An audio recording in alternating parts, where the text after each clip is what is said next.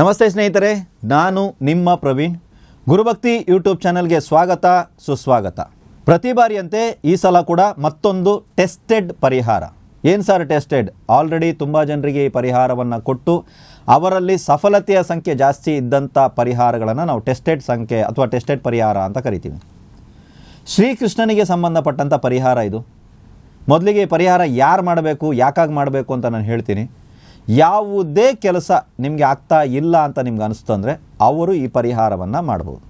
ಇವಾಗ ಕೆಲವರಿಗೆ ಡೌಟ್ ಏನು ಅಂತ ಹೇಳಿದ್ರೆ, ಯಾವುದೇ ಕೆಲಸ ಇದ್ರೂ ಮಾಡ್ಬೋದಾ ಅಂತ. ನಿಜವಾಗಲೂ ನಿಮಗೆ ಅದರ ಅರ್ಹತೆ ಇದೆ, ನಿಮಗೆ ಅದರ ಸಮಯ ಕೂಡಿ ಬಂದಿದೆ ಅಂದಾಗ ಮಾಡಿ.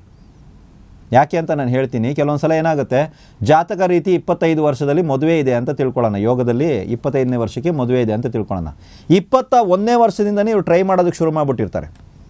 ಗಂಡು ಸಿಗ್ತಾ ಇರಲಿಲ್ಲ ಅಥವಾ ಹೆಣ್ಣು ಸಿಗ್ತಾ ಇಲ್ಲ ಅಂತ ತಿಳ್ಕೊಳ್ಳಿ. ಇವರೆಲ್ಲ ಏನು ಮಾಡ್ತಾರೆ, ಈ ಥರ ಪರಿಹಾರಗಳನ್ನ ತೆಗೆದು ಮಾಡಿಬಿಡ್ತಾರೆ. ಆಮೇಲೆ ಏನು ಮಾಡ್ತಾರೆ, ನೀವು ಕೊಟ್ರಿ ನಾವು ಮಾಡಿದ್ವಿ ನಮ್ಗೆ ಆಗಿಲ್ಲ ಅಂತಾರೆ. ನಾನೇನಂತೀನಿ, ಮೊದಲು ನಿಮಗೆ ಆ ಯೋಗ್ಯತೆ ಅಥವಾ ಆ ಯೋಗ ಇದೆಯಾ? ಇದೆ ಅಂದರೆ ಯಾವಾಗ? ನಾನು ಪ್ರತಿ ಸಲ ಹೇಳ್ತೀನಿ, ದಯವಿಟ್ಟು ನಿಮ್ಮ ಜಾತಕಗಳನ್ನ ಯಾರನ್ನಾರು ಒಬ್ಬರ ತೋರಿಸಿ. ಎಲ್ಲ ಪರಿಹಾರ ಕ್ರಿಯೆಗಳು ಎಲ್ಲರಿಗೂ ಕೆಲಸ ಮಾಡ್ತಾವ ಸರ್? ಒಂದೇ ವಿಷಯಕ್ಕೆ ಇಷ್ಟು ಪರಿಹಾರ ಕ್ರಿಯೆ ಯಾಕೆ ಕೊಟ್ಟಿದ್ದೀರಾ? ಒಂದು, ಯಾರು ಬೇಕಾದರೂ ಇದನ್ನು ಮಾಡಲಿ. ಒಬ್ಬರಿಗೆ ಕೆಲವರಿಗೆ ಬಂದ್ಬಿಟ್ಟು ಹಣದ ಅಡಚಣೆ ಇರ್ಬೋದು, ಸ್ವಲ್ಪ ಕಡಿಮೆ ಹಣವನ್ನು ಸ್ಪೆಂಡ್ ಮಾಡಿದಾಗ ಮಾಡುವಂಥ ಪರಿಹಾರಗಳನ್ನ ನಾನು ಕೊಟ್ಟಿರ್ಬೋದು ಅಲ್ವಾ. ಕೆಲವರಿಗೆ ಬಂದ್ಬಿಟ್ಟು ಈ ಪರಿಹಾರ ಮಾಡೋಕ್ಕಾಗಲ್ಲ, ಬಟ್ ಸಮಸ್ಯೆ ಇದೆ, ಇನ್ನೊಂದು ಪರಿಹಾರ ತದ್ರೂಪವಾಗಿರುವಂಥ ಇನ್ನೊಂದು ಪರಿಹಾರವನ್ನು ಮಾಡ್ಬೋದು. ಅದಕ್ಕಾಗಿ ಕೂಡ ನಾವು ಕೊಟ್ಟಿರ್ತೀವಿ. ಕೆಲವೊಬ್ಬರಿಗೆ ಹೇಗೆ ಅಂತ ಹೇಳಿದ್ರೆ, ಜಾತಕದಲ್ಲಿ ಬಂದ್ಬಿಟ್ಟು ಈ ಪರಿಹಾರ ಅಲ್ಲ, ಕ್ಷೇತ್ರ ಪರಿಹಾರವನ್ನು ಕೊಡಿ. ಕೆಲವರಿಗೆ ಜಾತಕದಲ್ಲಿ ಬಂದ್ಬಿಟ್ಟು ದಾನ ಪರಿಹಾರವನ್ನು ಕೊಟ್ಟರೆ ಕೆಲಸ ಆಗುತ್ತೆ. ಕೆಲವರಿಗೆ ಬಂದ್ಬಿಟ್ಟು ಹೋಮ ಪರಿಹಾರ ಕೊಟ್ಟರೆ ಕೆಲಸ ಆಗುತ್ತೆ. ಕೆಲವರಿಗೆ ಬಂದ್ಬಿಟ್ಟು ಮಂತ್ರ ಪರಿಹಾರ ಕೊಟ್ಟರೆ ಕೆಲಸ ಆಗುತ್ತೆ. ಕೆಲವರಿಗೆ ನಕ್ಷತ್ರ ಪರಿಹಾರಗಳನ್ನ ಕೊಟ್ಟರೆ ಕೆಲಸ ಆಗುತ್ತೆ. ಕೆಲವರಿಗೆ ತಿಥಿಗೆ ಸಂಬಂಧಪಟ್ಟ ಪರಿಹಾರಗಳನ್ನ ಕೊಟ್ಟರೆ ಕೆಲಸ ಆಗುತ್ತೆ. ಅದನ್ನು ನಾನು ಕೇಳ್ತಾ ಇರೋದು. ಪರಿಹಾರಗಳು ಬಹಳಷ್ಟಿದೆ. ನಿಮಗೆ ಯಾವುದು ಕೊಟ್ಟರೆ ಆಗುತ್ತೆ, ಅದು ನಿಮ್ಮ ಜಾತಕ ನೋಡಿದ್ರೆ ಮಾತ್ರ ಗೊತ್ತಾಗುತ್ತೆ. ಇಲ್ಲಿ ನಾವು ಕೊಡ್ತಾ ಇರುವಂಥ ವಿಚಾರಗಳು ಏನಿದೆ ಅಂದರೆ, ಇದೊಂದು ಜನರಲ್ ಆಗಿರುತ್ತೆ. ಈ ಥರ ಸಮಸ್ಯೆ ಇದೆ, ಮಾಡ್ಕೋಬೋದು. ಆಯಿತಾ? ಸೊ ಮೊದಲಿಗೆ ಇದು ನಮಗೆ ಬರುತ್ತಾ ಅದನ್ನು ಫಸ್ಟು ನೀವು ನೋಡಿ. ಹೌದು ಸರ್ ಬರುತ್ತೆ, ಆದರೂ ಆಗ್ತಾ ಇಲ್ಲ, ಪರಿಹಾರ ಇದೆ. ಯಾವುದೇ ಕೆಲಸ ಕಾರ್ಯಗಳಿದ್ರೂ ಬೇಡ್ಕೋಬೋದಾ ಸರ್ ಅಂದರೆ, ಖಂಡಿತವಾಗ್ಲೂ ಬೇಡ್ಕೊಳ್ಳಿ. ಶ್ರೀಕೃಷ್ಣನ ಮುಂದೆ ಅವಲಕ್ಕಿ, ಬೆಲ್ಲ, ಸ್ವಲ್ಪ ತುಪ್ಪ ಇದನ್ನು ಇಟ್ಟು ಶ್ರೀಕೃಷ್ಣನ ಹತ್ರ ನಿಮ್ಮ ಕೋರಿಕೆಯನ್ನು ಮುಂದಿಡಿ. ನಂತರ ಇದನ್ನು ನೀವು ಪ್ರಸಾದವಾಗಿ ಸ್ವೀಕರಿಸ್ಬೋದು. ಆದರೆ ಇದನ್ನು ಇಟ್ಟಾದ ನಂತರ ನೀವು ನಿಮ್ಮ ಕೋರಿಕೆಯನ್ನು ಕೇಳ್ಕೊಳ್ಳಿ. ಕೋರಿಕೆ ಮತ್ತೊಮ್ಮೆ ಹೇಳ್ತಾ ಇದ್ದೀನಿ, ನ್ಯಾಯಯುತವಾಗಿರಬೇಕು. ಇವಾಗಷ್ಟೇ ಕೆಲಸಕ್ಕೆ ಸೇರಿದ್ದೀನಿ, ಬಡ್ತಿಗೋಸ್ಕರ ಕೋರಿಕೆ ಇಡ್ತಾ ಇದ್ದೀನಿ. ಮತ್ತೆ ನಾನು ಅದನ್ನೇ ಈ ತಪ್ಪುಗಳನ್ನ ತುಂಬ ಜನ ಮಾಡ್ತಾ ಇದ್ದಾರೆ. ವೀಡಿಯೋಗಳನ್ನ ನೋಡ್ತಾರೆ, ನಂದಲ್ದಿದ್ರೂ ಪರವಾಗಿಲ್ಲ, ಯಾವುದೇ ಒಂದು ವೀಡಿಯೋಗಳನ್ನ ನೋಡಿದ್ರೂ ಪರವಾಗಿಲ್ಲ. ನೋಡಿದಾಗ ಮೊದಲು ನಾನು ಏನು ಮಾಡ್ತಾ ಇದ್ದೀನಿ, ಈ ಪರಿಹಾರ ಕ್ರಿಯೆ ಇದಕ್ಕೆ ವರ್ತಿದೆಯಾ, ನಾನು ಮಾಡಬಹುದಾ, ನಾನು ಸರಿ ಇದ್ದೀನಾ, ಮೊದಲು ಅದನ್ನು ನೋಡಿ. ಕೆಲವರಿಗೆ ಬಂದ್ಬಿಟ್ಟು ಆಸ್ತಿ ಬಂದಿಲ್ಲ ಅಂತ ಹೇಳ್ಬಿಟ್ಟು ಪರಿಹಾರಗಳನ್ನ ಮಾಡ್ತಾ ಇರ್ತಾರೆ. ಅವ್ರದ್ದು ಆಸ್ತಿನೇ ಆಗಿರಲ್ಲ, ಪರಿಹಾರ ಕೆಲಸ ಮಾಡ್ತಾ ಇಲ್ಲ ಅಂತಾರೆ. ಪರಿಹಾರ ಕೆಲಸ ಮಾಡುತ್ತೆ. ಫಸ್ಟು ನಿಮ್ಮದ ಆಸ್ತಿ ನ್ಯಾಯಯುತವಾಗಿ ನಿಮಗೆ ಬರಲೇಬೇಕು ಅಂತ ಇದೆಯಾ? 5 ನಿಮಿಷ ಯೋಚನೆ ಮಾಡಿ ನೋಡಿ. ಯಾಕಂದರೆ ನಿಜವಾಗಲೂ ನ್ಯಾಯ ಯಾರು ಮಾಡ್ತಾರೋ ಗೊತ್ತಾ? ದೇವ್ರು ಮಾಡ್ತಾರೋ ಯಾರು ಮಾಡ್ತಾರೋ ಗೊತ್ತಿಲ್ಲ, ನಿಮಗೆ ಗೊತ್ತಿರ್ತದೆ. ನಮಗೆ ಗೊತ್ತಿರ್ತದೆ ಸರಿ ಯಾವುದು ತಪ್ಪು ಯಾವುದು ಅಂತ ಅಲ್ವಾ. ನಾವೆಲ್ಲವನ್ನು ಕಣ್ಮರೆ ಸೈಡಿಗೆ ಇಟ್ಬಿಟ್ಟು ಬದಿಗೊತ್ತಿ ನಾವು ಏನೇನೋ ಮಾಡ್ತಾ ಇರ್ತೀವಿ. ಈ ಪರಿಹಾರ ಕ್ರಿಯೆದಲ್ಲೂ ಕೂಡ ಅಷ್ಟೇ. ನಾನು ಮತ್ತೊಮ್ಮೆ ರಿಕ್ವೆಸ್ಟ್ ಮಾಡ್ಕೋತೀನಿ, ಯಾವುದೇ ಪರಿಹಾರ ಕ್ರಿಯೆಗಳನ್ನ ಕೊಟ್ಟಾಗ ಮೊದಲು ಇದನ್ನು ನಾನು ಮಾಡಬಹುದಾ ಅನ್ನೋದನ್ನು ನೀವು ಯೋಚನೆ ಮಾಡಿ, ನಂತರ ಮುಂದುವರಿ. ಸೊ ನಿಮ್ಮ ಯಾವುದೇ ಕೆಲಸ ಕಾರ್ಯಗಳು ನ್ಯಾಯಯುತವಾಗಿದೆ, ಆಗ್ತಾ ಇಲ್ಲ ಸರ್ ಅಂದರೆ ಈ ಪರಿಹಾರವನ್ನು ಮಾಡಿ.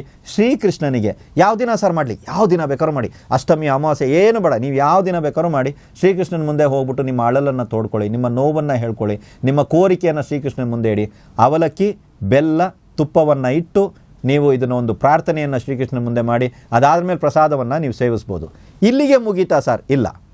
ನೆನ್ಪಿಟ್ಕೊಳ್ಳಿ, ಈ ಒಂದು ಪ್ರೋಸೆಸ್ ಯಾವಾಗ ಮುಗೀತದೆ ಅಂತ ಹೇಳಿದ್ರೆ, ನಿಮ್ಮ ಕೆಲಸ ಆದ ನಂತರ, ನೀವೇನೋ ಕೋರಿಕೆ ಇಟ್ಟಿದ್ದೀರಲ್ಲ ಅದನ್ನು ಶ್ರೀಕೃಷ್ಣನು ನೆರವೇರಿಸಿದ ನಂತರ ಮತ್ತೊಮ್ಮೆ ಅವಲಕ್ಕಿ, ಬೆಲ್ಲ, ತುಪ್ಪವನ್ನು ಸ್ವಾಮಿಗೆ ನೈವೇದ್ಯವನ್ನು ಮಾಡಿ ಆ ಒಂದು ಧನ್ಯವಾದವನ್ನು ಅರ್ಪಿಸಿ. ಇದನ್ನು ಮರಿಬೇಡಿ. ತುಂಬ ಜನ ಏನು ಮಾಡ್ತಾರೆ, ಸ್ಟಾರ್ಟಿಂಗ್ ಒಂದು ಪರಿಹಾರ ಮುಗೀತು, ಮುಗಿದೋಯ್ತು. ಧನ್ಯವಾದ ಅರ್ಪಿಸೋದು ಯಾರು ಅಲ್ವಾ? ನಾವು ಹೇಳಿದ್ರು ಕೂಡ ನಮ್ಮ ಕೋರಿಕೆಯನ್ನು ಭಗವಂತ ತಗೊಂಡು ಮಾಡಿಕೊಟ್ರಲ್ವ, ಅದಕ್ಕೊಂದು ಧನ್ಯವಾದ ಹೇಳಬೇಕಲ್ಲ. ಈ ಪ್ರಯೋಗವನ್ನು 2 ಬಾರಿ ಮಾಡಬೇಕು. ಕೋರಿಕೆ ಇಟ್ಟಾಗ, ಕೋರಿಕೆ ಸಂಪೂರ್ಣವಾದಾಗ. ನೆನ್ಪಿಟ್ಕೊಳ್ಳಿ. ಮತ್ತು ಪರಿಹಾರ ಕ್ರಿಯೆಗಳನ್ನ ಮಾಡುವಾಗ ಮತ್ತೊಮ್ಮೆ ಹೇಳ್ತೀನಿ, ಹತ್ತಿರದಲ್ಲಿ ಯಾರಾದರೂ ಇದ್ದರೆ ಅವರಿಗೆ ಜಾತಕ ಇತ್ಯಾದಿಗಳನ್ನ ಒಂದು ಸಲ ತೋರಿಸಿ. ಜಾತಕವನ್ನೇ ನೋಡಲ್ಲ, ಜನರಲಾಗಿ ಸಿಕ್ಕುವಂಥ ಎಲ್ಲ ಪರಿಹಾರಗಳನ್ನ ಮಾಡ್ತೀರಾ. ಕೆಲವೊಬ್ರಿಗೆ ಏನಾಗುತ್ತೆ ಅಂದರೆ, ಪರಿಹಾರ ಕ್ರಿಯೆಗಳು ಚೆನ್ನಾಗಿ ಕೆಲಸ ಮಾಡ್ತವೆ, ಇಲ್ಲ ಅಂತಲ್ಲ. ಕೆಲವೊಂದು ಸಲ ಏನಾಗುತ್ತೆ, ನಮ್ಮ ಜಾತಕದಲ್ಲಿರುವಂಥ ದೋಷಗಳು ತುಂಬ ದೊಡ್ಡ ಮಟ್ಟದಲ್ಲಿರ್ತವೆ, ತುಂಬ ಟಾಪ್ ಲೆವೆಲಲ್ಲಿರ್ತವೆ. ನಾವು ಚಿಕ್ಕ ಪುಟ್ಟ ಪರಿಹಾರಗಳನ್ನ ಮಾಡ್ತೀವಿ, ಕೆಲಸ ಮಾಡ್ತದೆ ಸರ್ ಅಂದರೆ ಮಾಡ್ತದೆ, ನಾನೇ ಹೇಳ್ತೀನಿ ಮಾಡ್ತದೆ. ಯಾವಾಗ ಗೊತ್ತಾ, ಕಂಟಿನ್ಯೂ ಆಗಿ ಪರಿಹಾರಗಳನ್ನ ಮಾಡ್ತಾ ಮಾಡ್ತಾ ಮಾಡ್ತಾ ಮಾಡ್ತಾ ಮಾಡ್ತಾ ಮಾಡ್ತಾ ಮಾಡ್ತಾ ಕೆಲಸ ಮಾಡ್ತದೆ. ಅರ್ಥ ಆಯ್ತಲ್ಲ? 1 ಲಕ್ಷ ಲೋನ್ ಇದೆ ಅಂತ ತಿಳ್ಕೊಳ್ಳಿ, ನಾನು 100 ರೂಪಾಯಿ ಹಾಕ್ತಾ ಇದ್ದೀನಿ, ಲೋನ್ ತೀರುತ್ತಾ ಸರ್? ಖಂಡಿತ ತೀರುತ್ತೆ. ಯಾವಾಗ? 100 ರೂಪಾಯಿ ಡೈಲಿ ಹಾಕ್ತಾ ಇದ್ರೆ. ಅರ್ಥ ಆಯ್ತಾ ಇವಾಗ ಪರಿಹಾರ ಕ್ರಿಯೆ ಏನು ಅಂತ? ತುಂಬ ಜನ ಬಂದ್ಬಿಟ್ಟು ಇದೊಂದು ತಲೆನಲ್ಲಿ ಇಟ್ಕೊಳ್ದೆ ಸುಮ್ಮನೆ ಒಂದು ಪರಿಹಾರ ಸಿಕ್ತು, ಇವತ್ತು ಮಾಡಿದೆ ನಾಳೆಗೆ ಏನೋ ಆಗುತ್ತೆ, ಹಂಗಲ್ಲ ಆಗಲ್ಲ. ನಾನೇನಂತೀನಿ ಅಂದರೆ, ನಿಮ್ಮ ಒಂದು ಸಮಸ್ಯೆ ಪ್ರಮಾಣ ಎಷ್ಟು ದೊಡ್ಡದಿದೆ ಅಂತ ನೋಡಿಕೊಂಡು ಅದಕ್ಕೆ ತತ್ಸಂಬಂಧವಾದಂಥ ಪರಿಹಾರವನ್ನು ಮಾಡಿ. ಇದು ಒಂದು. ಎರಡನೇದು, ಈ ಪರಿಹಾರವನ್ನು ಮಾಡೋದು ಅಥವಾ ಯಾವುದೇ ಒಂದು ಪರಿಹಾರ ಮಾಡೋಕ್ಕಿಂತ ಮುಂಚೆ ಈ ಸಮಸ್ಯೆ ಬಂದಿದ್ದಕ್ಕೆ ಕಾರಣ ಏನು? ಹತ್ತಿರದಲ್ಲಿರುವಂಥ ವಿದ್ಯಾವಂತರ ಹತ್ರ ಒಂದು ಸಲ ಜಾತಕ ಇತ್ಯಾದಿಗಳನ್ನು ತೋರಿಸಿ. ನಮ್ಮಲ್ಲಿ ಜಾತಕ ಇತ್ಯಾದಿಗಳನ್ನು ವಿಶ್ಲೇಷಣೆ ಮಾಡಲೇಬೇಕು ಅಂತ ನಿಮ್ಗೆ ಏನಾದ್ರು ಅನಿಸ್ತು ಅಂತ ಹೇಳಿದ್ರೆ ಕೆಳಗಡೆ ಒಂದು ಸಂಖ್ಯೆಯನ್ನು ಕೊಟ್ಟಿದ್ದೀವಿ. ಇದು ಉಚಿತವಾಗಿರೋದಿಲ್ಲ. ಜಾತಕ ವಿಮರ್ಶೆಗಳು ನಮ್ಮಲ್ಲಿ ಯಾವುದೂ ಉಚಿತವಾಗಿರೋದಿಲ್ಲ, ನೆನ್ಪಿಟ್ಕೊಳ್ಳಿ. ಕೆಳಗಡೆ ಕೊಟ್ಟಿರುವಂಥ ಸಂಖ್ಯೆಗೆ ಕರೆ ಮಾಡಬೇಡಿ, ಆಯಿತಾ? ಜಸ್ಟ್ ಒಂದು ವಾಟ್ಸಪ್ ಮೆಸೇಜ್ ಹಾಕಿ ಅಪಾಯಿಂಟ್ಮೆಂಟ್ ಡೀಟೇಲ್ ಕಳಿಸಿ ಸಾಕು. ನಾವು ಅದಕ್ಕೆ ರಿಪ್ಲೈಯನ್ನು ಕಳಿಸ್ತೀವಿ. ಅದನ್ನು ನೋಡಿ ಆದ ನಂತರ ಮುಂದುವರಿಬೇಕೋ ಬೇಡವೋ ಅನ್ನೋದನ್ನು ಮೊದಲೇ ನೀವು ನಿರ್ಧಾರ ಮಾಡ್ಕೊಳ್ಳಿ. ಸರ್ ಕಳಿಸೋದ್ರ ಮೇಲೆ ಬಂತು, ನಾನು ಮೊದಲೇ ಹೇಳ್ತೀನಿ ನಮ್ಮಲ್ಲಿ ಫೀಸ್ ಇರುತ್ತೆ, ಉಚಿತ ಇರೋದಿಲ್ಲ. ಸರ್ ಉಚಿತವಾಗಬೇಕು, ತುಂಬ ಕಷ್ಟದಲ್ಲಿದ್ದೀನಿ, ಅಷ್ಟೆಲ್ಲ ಫೀಸ್ ಕೊಟ್ಟು ನಾವೆಲ್ಲ ನೋಡೋಕ್ಕಾಗಲ್ಲ, ತಲೆ ಕೆಡಿಸ್ಕೋಬೇಡಿ. 800ಕ್ಕಿಂತ ಹೆಚ್ಚು ವೀಡಿಯೋಗಳನ್ನು ನಾವು ಈಗಾಗಲೇ ನಮ್ಮ ಚಾನಲಲ್ಲಿ ಹಾಕಿದ್ದೀವಿ. ನೋಡಿ, ನಿಮ್ಮ ಸಮಸ್ಯೆಗೆ ಎಲ್ಲಾದರೂ ಒಂದು ಕಡೆ ಒಂದು ವೀಡಿಯೋ ಆದರೂ ಬಿಟ್ಟಿರ್ತೀನಿ ನಾನು.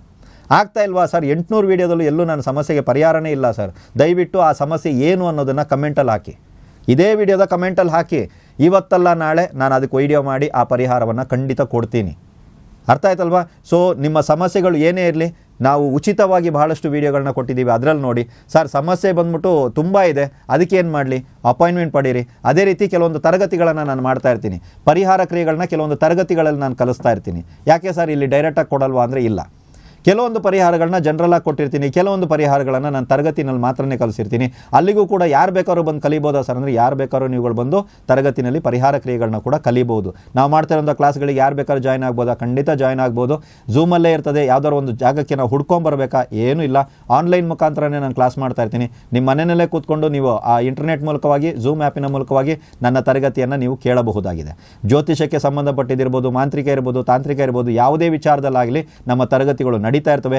ತಿಂಗಳಿಗೆ ಒಂದಾದರೂ ತರಗತಿಗಳು ನನ್ನ ಕಡೆಯಿಂದ ಬರ್ತಾನೆ ಇರ್ತವೆ. ತರಗತಿಗೆ ಬಂದು ಕರೀತೀರಾ, ಅಲ್ಲಿ ಕಲೀರಿ.